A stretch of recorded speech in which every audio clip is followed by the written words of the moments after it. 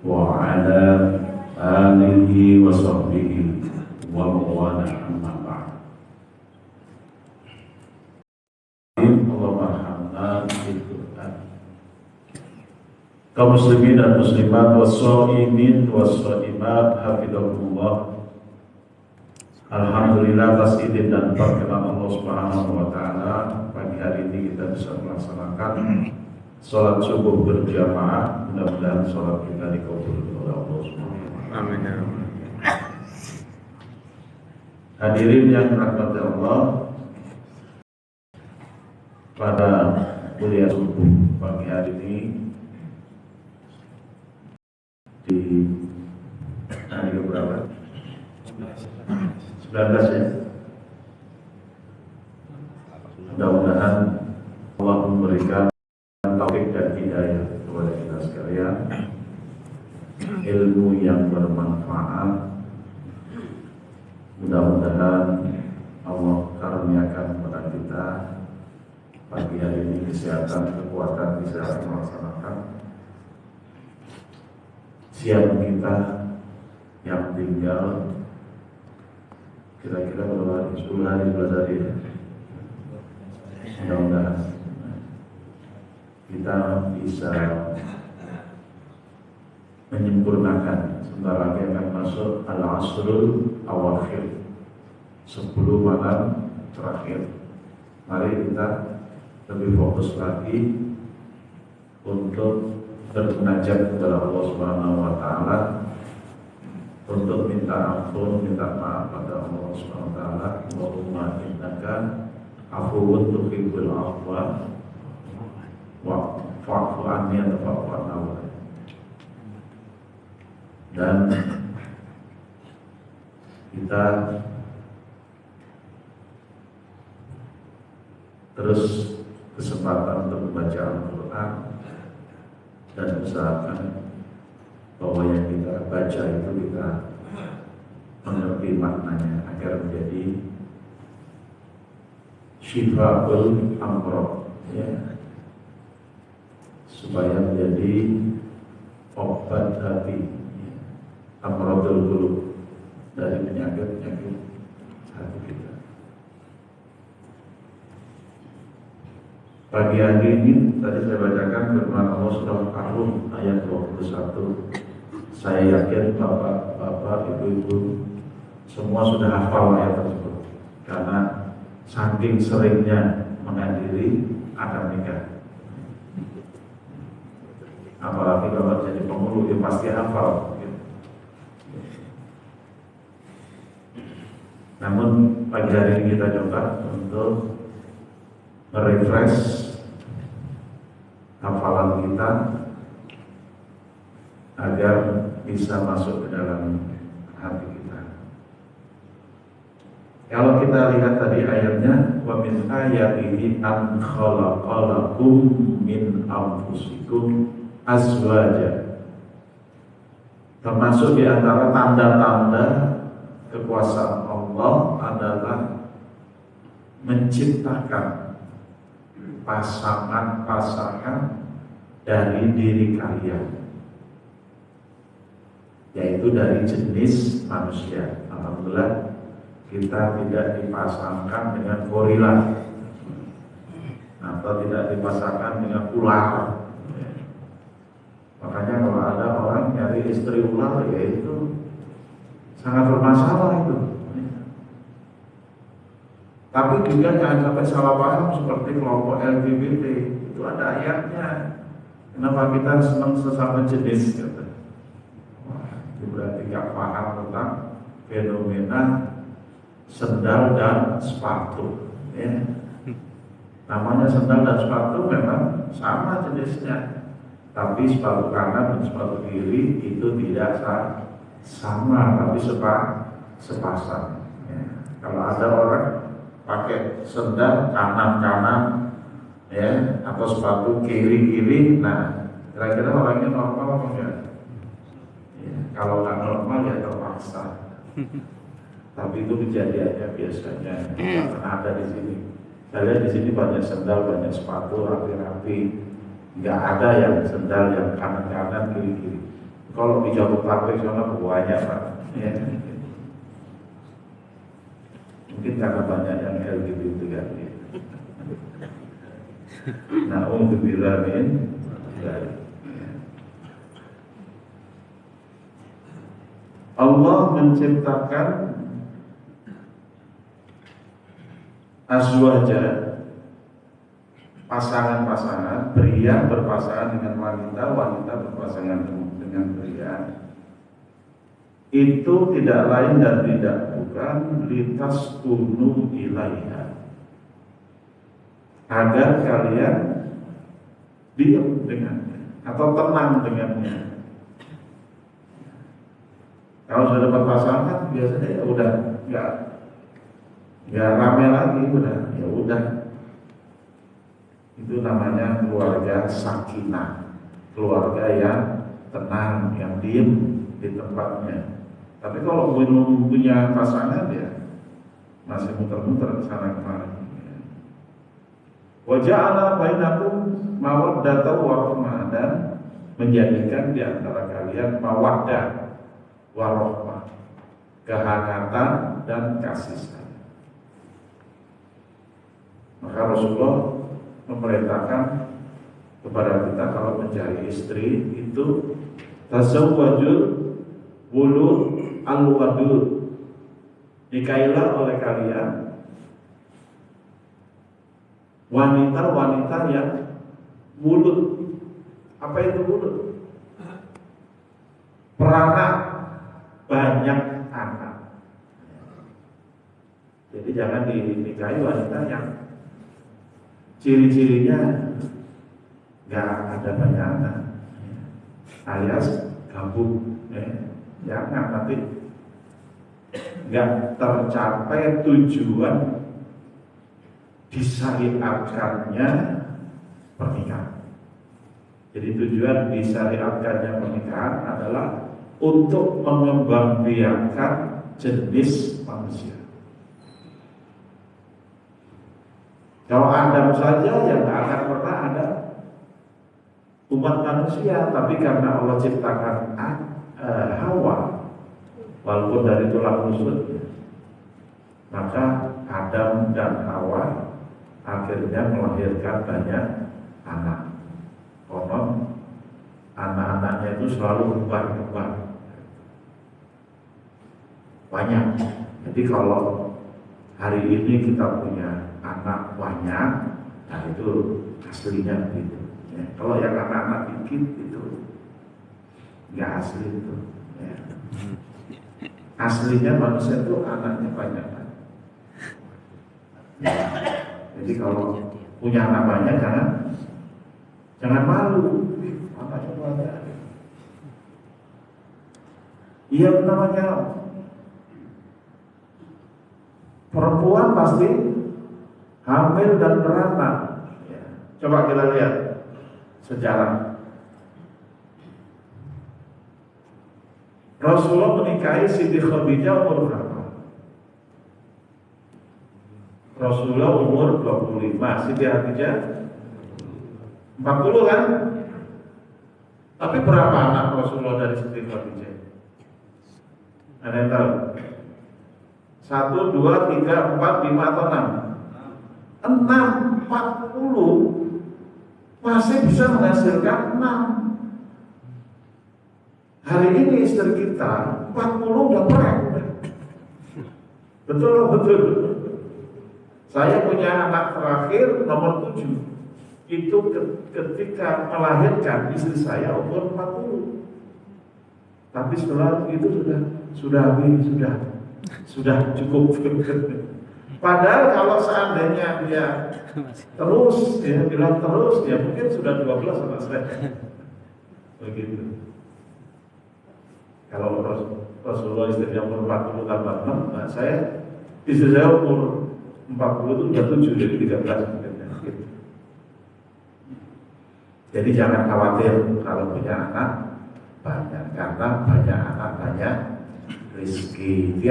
Tiap jiwa yang dilahirkan di dunia itu pasti dijamin rezekinya oleh Allah. Jangankan manusia, Binatang-binatang yang melata pun dijamin oleh Allah.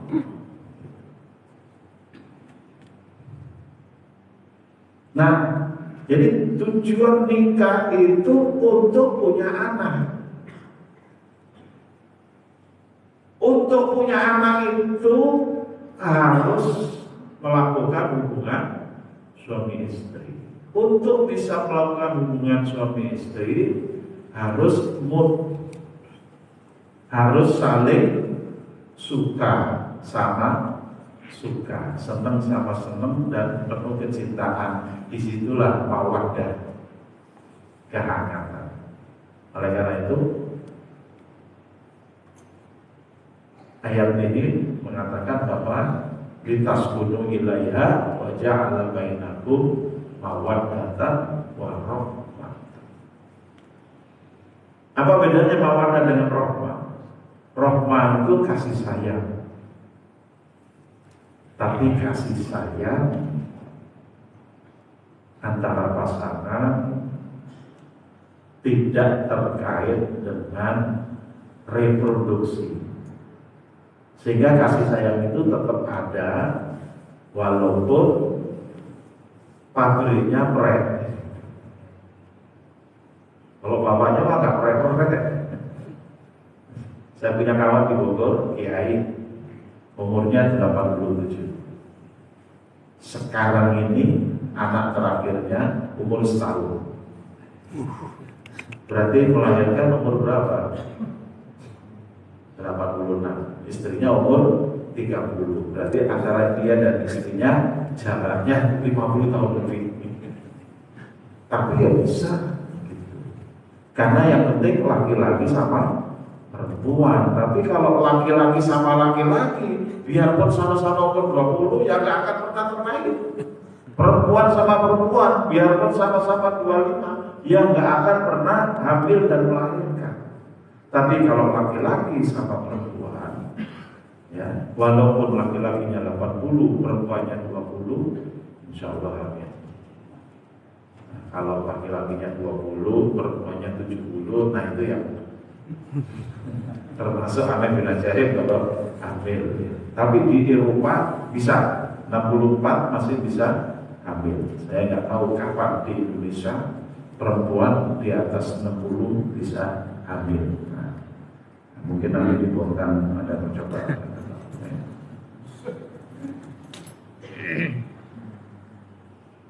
Nah, bagaimana bisa membangun hubungan suami istri itu seperti yang dimaksud dalam ayat ini, yaitu litaskunu ilaiha wa ja'ala bainakum mawaddatan wa rahmah, agar kehidupan suami istri itu tenang, saling cinta dan saling sayang, penuh kehangatan.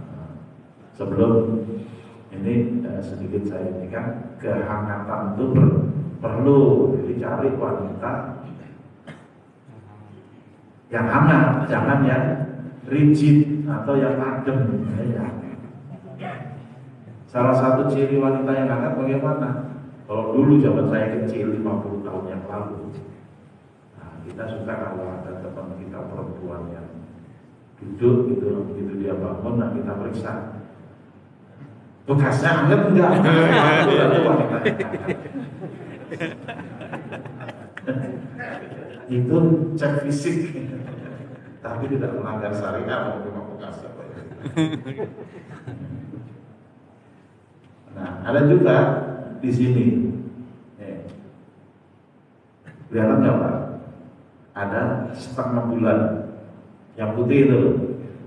Nah, ini penting, ilmu penting buat bapak-bapak, ibu-ibu juga. Kalau mau cari mantu, cek dulu ininya, ada nggak setengah bulannya? Kalau ada, berarti ada bibitnya. Kalau nggak ada bibitnya. Jangan sampai menyesal nanti. Ini udah 7 tahun kok enggak ada. Lah memang nggak ada bibitnya. Ini cirinya aja. Nah, jadi kalau ada yang nggak ada apa namanya setengah bulannya, Nanti bisa konsultasi khusus sama saya. Tetap segala sesuatu ada solusinya, ya.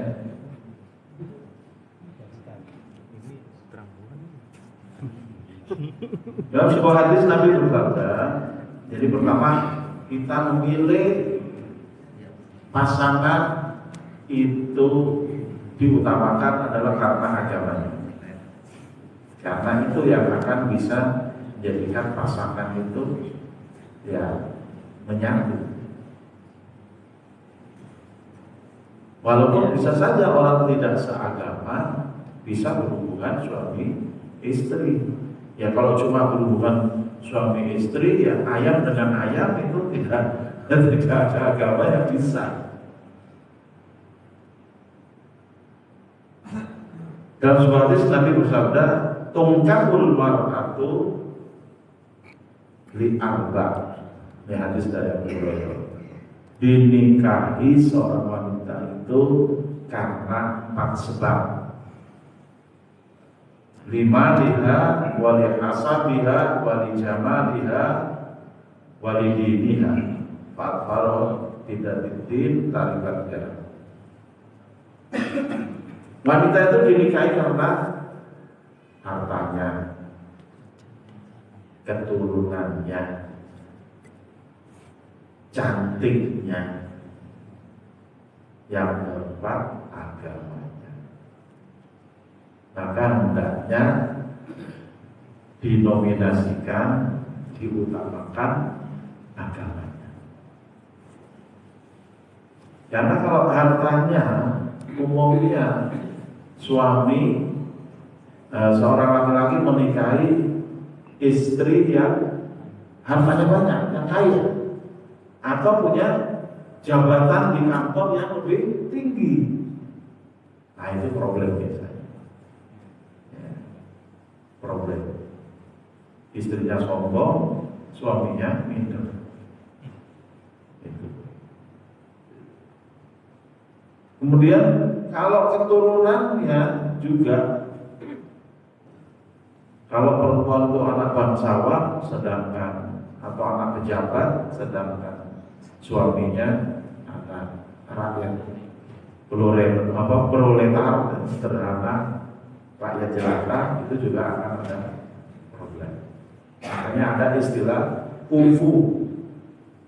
Tapi sebenarnya istilah kufu itu basicnya adalah agama. Yang penting agamanya sama. Bisa juga dinikahi karena cantiknya. Tapi cantik juga tidak menjamin. Kalau cantik agamanya nggak bagus, ya bahaya juga. Ya. Cantik tapi ganjen, waduh bahaya ya. Suaminya pergi, dia ngobek, ya. Hati-hati. Atau cantik apalagi selalu dandan, keluar rumah rapi dandan, nah, itu banyak yang senang sama dia, itu bahaya. Karena laki-laki kalau udah senang perempuan, biarpun istri orang ditabrak sama dia. Kalau cinta ditolak, syukur berpindah, nah itu yang bahaya. Ya. Jadi oleh karena itu agamanya yang penting. Dan wanita itu memang kedudukannya adalah sebagai penjaga gawang. Oleh karena itu dikatakan wanita itu wa rabbatul bait. Wanita itu adalah ibu dan pemelihara rumah tangga. Kalau wanita itu keluar rumah, ya, dia direktur, itu apalagi kalau dia bisnisman, bisnis atau woman, ya, sering keluar kota, bahaya. Suaminya ditinggal terus, ya. Anak-anaknya diurut pembantu, mungkin hartanya banyak, tapi anaknya mungkin narkoba, nggak harmonis nanti. Jadi agamanya diutamakan. Kemudian juga untuk bisa sakinah mawaddah warahmah memang harus tinggal di maskan. Supaya sakinah harus ada maskan. Ini kan satu kalimat yang akar katanya sama. Sakinah itu yang tenang, maskan tempat tinggal supaya tenang.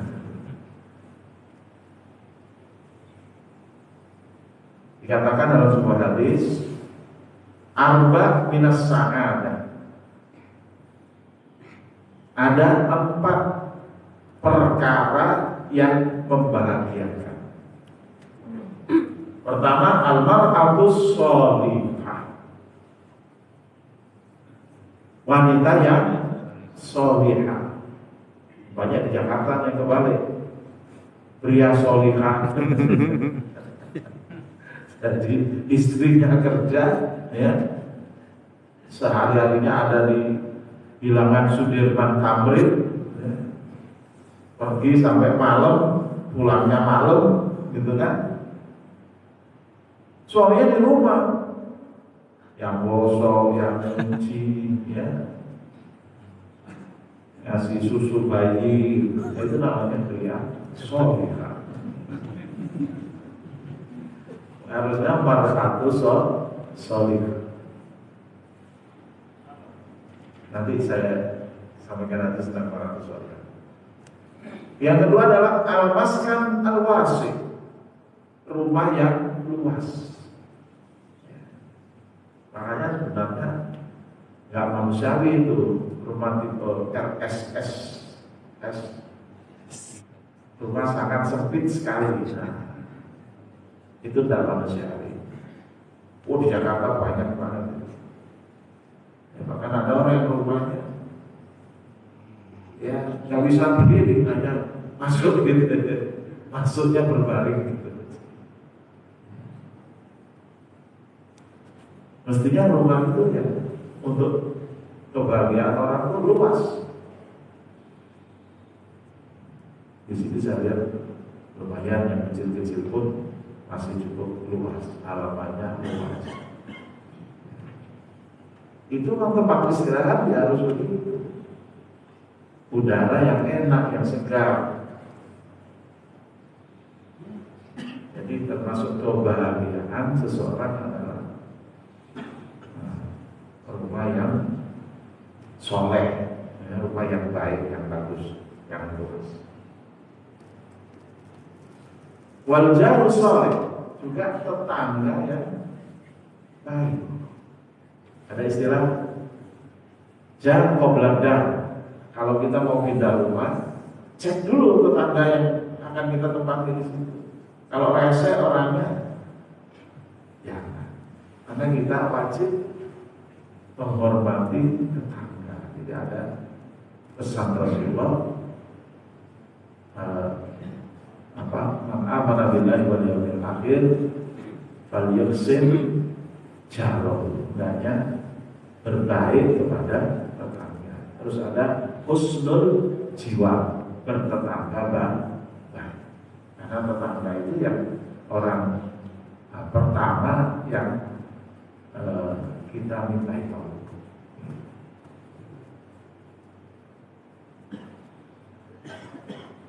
Jadi kehidupan akan tenang kalau tetangganya baik. Kalau tetangganya buruk, susah. Kemudian al-markabul hani atau al-markabus sholeh, kendaraan yang soleh, kendaraan yang baik. Ya, kalau dulu kendaraan itu maksudnya ya onta, kuda, yang keren-keren, gitu kan? Kalau sekarang ya banyak. Ada kijang, ya kan?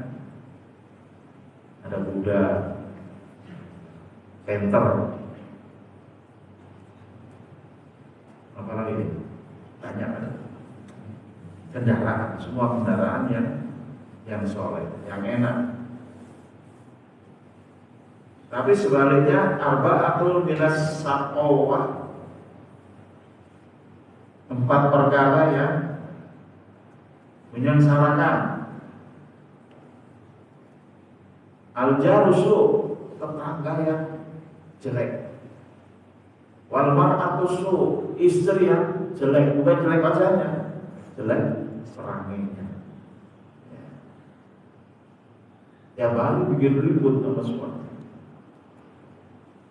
Jadi akhirnya rumahnya kayak rumahku neraka rumah itu aja. Wal maskanu dhayyik, kendaraan yang sempit. Apa kendaraan sempit? Yang kecil, bemo gitu ya. Nggak ada ya, nggak ada. Kemudian al-mar'atu sholihah dikatakan idza nadorta sarotska. Kalau Anda lihat, dia itu membuat Anda gembira, senang. Ada penjelasan ulama bahwa yang dimaksud kalau Anda melihat itu senang, itu tidak hanya wajahnya menyenangkan, penampilannya menyenangkan, tapi juga pekerjaannya menyenangkan. Jadi kalau suami pulang capek, dia udah langsung tahu, gak usah minta dipijit, langsung mijit.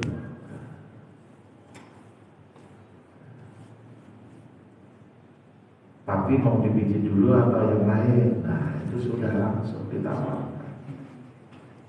Terus rumahnya mesti rapi, wangi, kamar mandi tidak bau, kamar tidur rapi, nggak bau opol. Nah, itu wanita solihah. Ada wanita yang dandannya pintar, tapi rumahnya berantakan. Ada juga yang pasarnya bagus, ininya bagus, tapi pakaiannya berantakan. Ya, juga masih bau. Ya, suami yang baik itu ya, menahan diri, ya, tidak akan ya, membicarakan. Disitulah namanya suami boleh bohong itu. Ya, dalam kitab Riyadhus Shalihin dikatakan bohong dosa besar kecuali di 3 tempat. Salah satunya adalah pembicaraan suami kepada istri. Istri bikin sayur asem, ya. Rasanya kemana tahu gitu kan, tapi dia tetap senyum, ya, ngerasain enak gitu.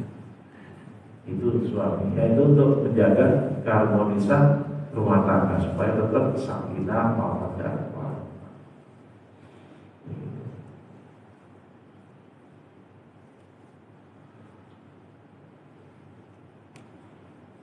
Wanita yang sholihah adalah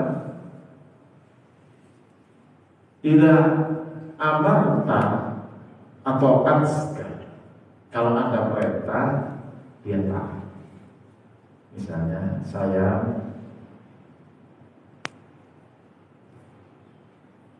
ambilin minum berapa, tapi yang lebih bagus lagi nggak pakai di perintah, ngambil minum sudah ngambilin, itu lebih bagus lagi.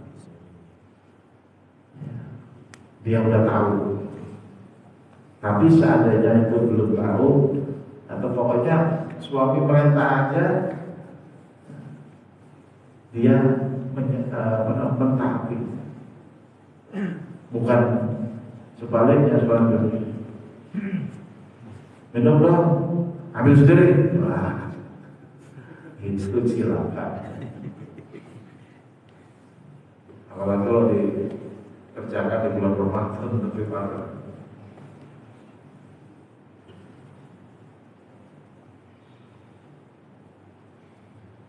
Wa in ghaba anha, hafidhat farjaha wa mal. Kalau suaminya itu sedang nggak ada, maka dia menjaga dirinya atau farjinya dan menjaga harta suami. Kadang ada wanita yang boros, jadi cepat habis. Apa yang dicari oleh suami itu cepat habis, tidak bisa mengelola.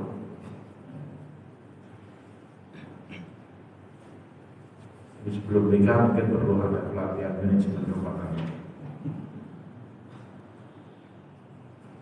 Yang lebih penting adalah menjaga dirinya atau farji. Karena di sini paling bahaya. Maka kalau suami sedang pergi, ada yang ngetok pintu laki-laki,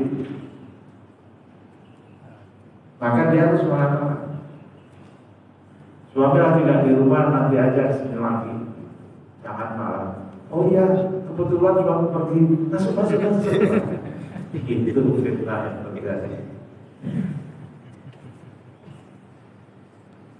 Karena tidak boleh memasukkan orang lain tanpa ada suami. Kemudian dalam muasyarah bil ma'ruf, pergaulan suami istri, maka diwajibkan melakukan pergaulan yang baik. Muasyarah bil ma'ruf. Rasulullah mengatakan khairukum li ahliha wa ana khairukum li ahli.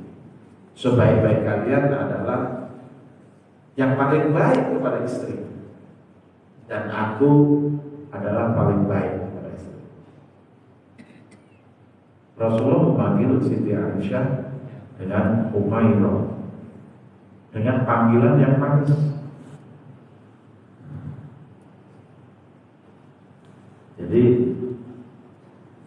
jangan sampai karena istrinya agak cacat gitu,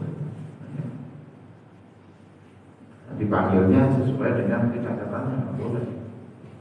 Ya, supaya nggak panggil dengan kecacatannya, ya cari istri yang jangan cacat. Misalnya tangannya, badannya misalnya cebol, nggak boleh suami panggil, bol, cebol, enggak.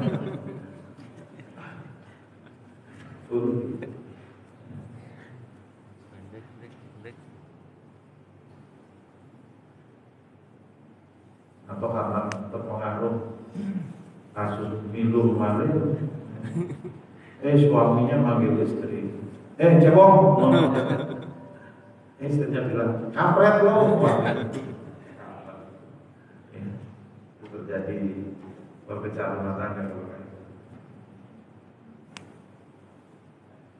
Nah, dalam muasyarah bil ma'ruf, hendaknya suami memposisikan istri itu bagaikan saudara kandung. Ya, dalam muasyarah ya, kecuali dalam hubungan. Ya. Kalau hubungan badan ya nggak boleh memandang itu sebagai saudara kandung, itu tak boleh disetujui. Pertama nggak boleh itu adalah menjadikan istri sebagai ibunya, ya. Yang dia nggak mau menyetujui karena itu kan ibu, itu yang istilahnya biar itu, ya, menjadikan istri seperti punggung ibunya. Artinya apa? Nggak ditowel sama sekali. Termasuk dosa besar itu nggak mentowel istri. Ya. Kalau mentowel istri dapat pahala. Makin sering mentowel pahalanya banyak, ya. Ya, kecuali di siang Ramadan harus imsak. Kalau malam boleh, kecuali 10 malam terakhir. Jadi nanti malam berapa? Belum 10 malam terakhir ya? Udah nanti malam berarti. Ya, terakhir itu. Ya. Kalau udah besok malam nggak boleh. kecuali malam lebaran. Kan itu cuma kalau yang iktikaf, Pak Ustaz. Ya bukan aja yang iktikaf, memang harus iktikaf.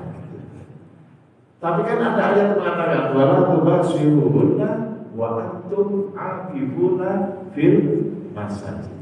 Ada kan ayat itu? Pernah baca enggak? Ya. Wala tubashiruhunna. Jangan apa istilahnya? Ya maksudnya jangan berhubungan suami istri. Sedangkan kalian dalam posisi iktikaf. Ada bilang ya sekali-kali nggak usah iktikaf papi. Ya jangan, kalau 10 malam terakhir itu memang waktu iktikaf.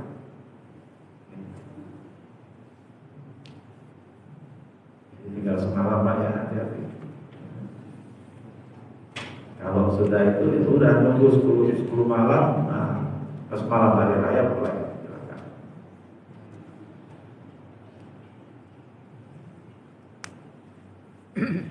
Jadi kembali, tidak boleh istri diperlakukan sebagai mitra bisnis, nggak boleh.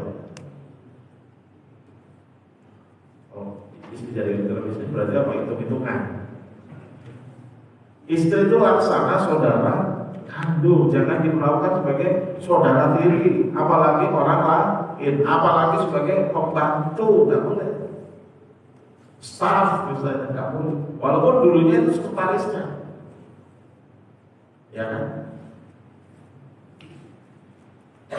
kan meeting terus jalanan belibet gitu kan, namanya sekretaris menemani terus, akhirnya ya sudah biar Arab ya sudah nikah ya.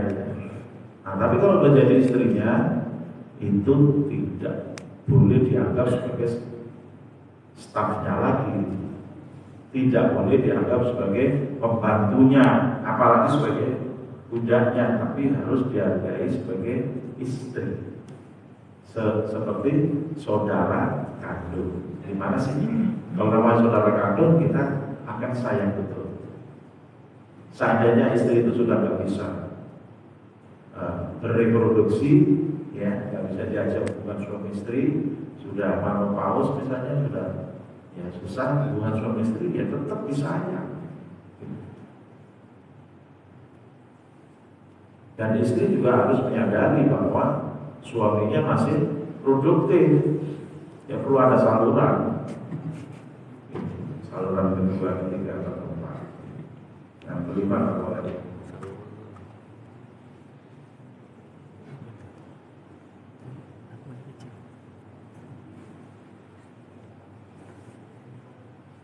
Allah SWT berfirman, "Ar-rijalu qawwamuna 'ala an-nisa bima faddalallahu ba'dahum 'ala ba'din wa bima anfaqu."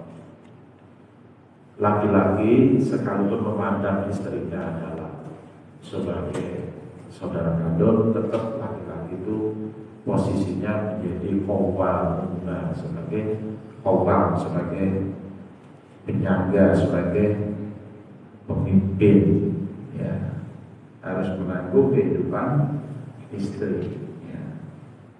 Karena ada kelebihan satu sama lain dan juga karena nafkah. Tidak boleh dibalik. Ini ar-rijalu qawwamuna itu kalau dalam pengertian tafsir ini jumlah ismiyah. Yang kalimat disebut dalam bahasa itu jumlah ismiyah, itu disebut yufidul istimrar. Pengertiannya itu kontinu. Tidak boleh kemudian karena istrinya kerja gajinya lebih tinggi lalu berganti. Bukan ar-rijalu qawwamuna 'ala nisa, tapi an-nisa'u qawwamna 'ala rijal. Itu tidak boleh dibalik. Itu mengubah ayat, sama dengan orang mengatakan jangan dibilang kafir, cuma muslim aja. Itu mengubah surat Al-Kafir. Nah jadi oleh karena itu kehidupan suami istri ini adalah kehidupan di dunia yang kita harapkan berefek pahala di akhirat. Berhubungan suami istri sekali di bulan Ramadan mendapatkan pahala seperti hubungan 70 kali di bulan yang lain. Oleh karena itu nanti habis terawih silahkan lakukannya, jangan tunggu besok waktu ngaji lakukan waktu nggak boleh lagi. Demikian dari saya, mudah-mudahan bermanfaat bagi kita di dunia wal akhirah. Wassalamualaikum warahmatullahi